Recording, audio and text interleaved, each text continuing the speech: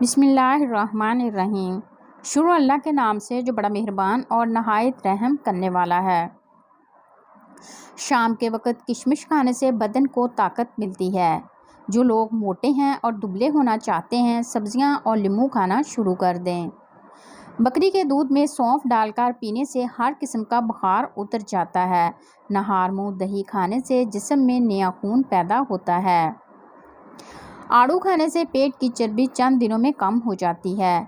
अगर आपको सीने में दर्द होता है तो खुश्क मेवे खा लो।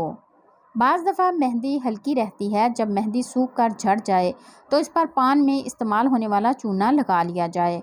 अगर कपड़ों पर चिकनाहट लग जाए तो इस पर खूब पाउडर छिड़क कर इस्त्री कर लें और फिर वॉशिंग पाउडर से धो लें। खरबूजे के छिलके फेंकने की बजाय इनको सुखाकर रख लें और गोश्त में डाल दें तो वो गल जाएगा। सर्दियों में खुशबूदार कमरा। सर्दियों में लोग कमरों के अंदर दिया या फिर कोयले जलाते हैं। अगर इन जलते हुए कोयलों पर संतरे के खुश्क छिलके डाल दिए जाएं तो सारा कमरा खुशबूदार हो जाएगा।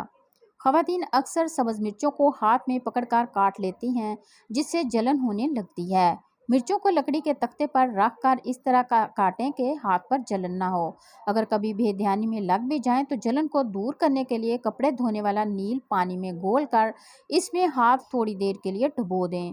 फिर थोड़ी सी गुड़ की डली को पानी में भिगो कर उंगलियों पर मलें, जलन दूर हो जाएगी। नाखून की चमक। नींबू के छिलके से जिसमें नमी मौजूद हो नाखून का मसाज करें, नाखून साफ और चमकदार हो जाएंगे।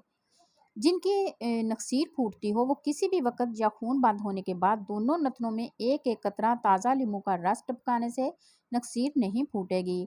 सर की खुश्की। किसी बर्तन में पानी लें, इस पानी में चंद कतरे डेटोल के डाल दें। फिर इस पानी में एक नींबू का छिलका तकरीबन आधा कप पानी को अच्छी तरह सर के बालों के जड़ों में लगाएं और 10 मिनट के बाद सादा पानी से सर धो लें। सर की खुश्की ख़त्म हो जाएगी। हाफजा बेहतर बनाने के लिए थोड़ी सी काली मिर्च और 3-4 बादाम लेकर पीस लें और नहार मुँह खाएं। कुछ ही दिनों में कुव्वते हाफजा तेज़ हो जाएगा। दांत में दर्द हो तो नमक और सरसों का तेल मिलाकर लगाएं।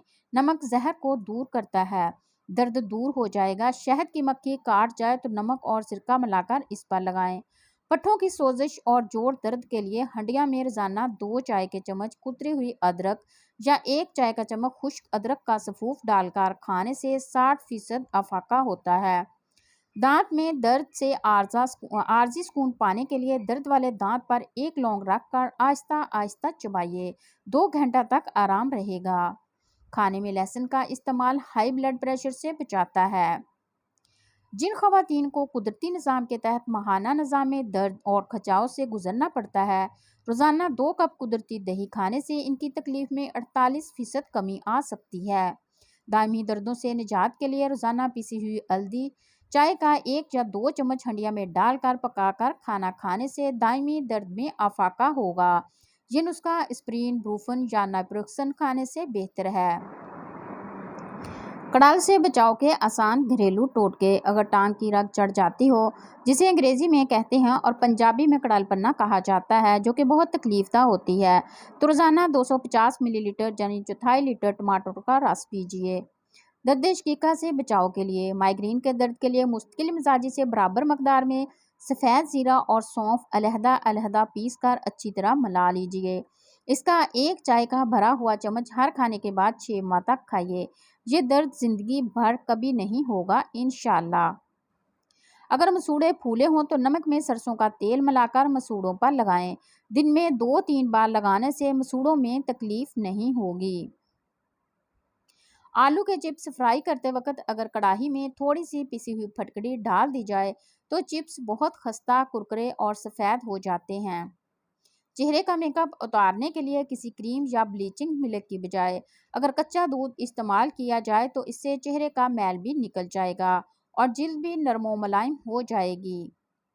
कपड़ों पर अगर चाय गिर जाए तो इस पर फ़ौरन टाल्कम पाउडर छिड़क दें। चाय का रंग कपड़ों पर नहीं जमेगा। अगर आप चाहते हैं कि बाल धोने के बाद अलग अलग नजर आएं तो बालों की जड़ों में दूध का हल्का सा मसाज करना चाहिए। इसके बाद नीम गर्म पानी में नींबू का रस निचोड़कर बालों में डाल दिया जाए तो बाल झड़ने बंद हो जाएंगे और अलग अलग नजर आएंगे।